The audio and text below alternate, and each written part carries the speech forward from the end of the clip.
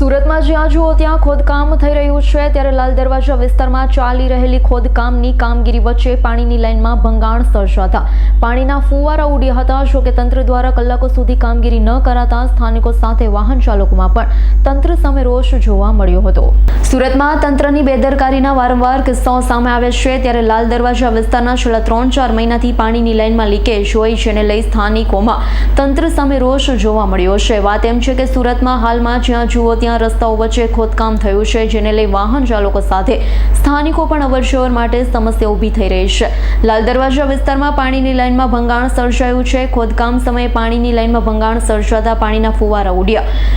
જો કે તંત્ર ઘોર નિંદ્રામાં હોય. છેલ્લા 3-4 મહિનાથી લીકેજ પ્રોબ્લેમ હોવા છતાં કોઈ નિવેડો આવ્યો ન હોવાનો રોષ સાથે સ્થાનિકોએ જણાવ્યું હતું. ત્યારે જોવાનું એ રહ્યું છે કે આ બેદરકારી દૂર કરી તંત્ર ક્યારે કામગીરી કરશે. Bureau report S9 news Surat.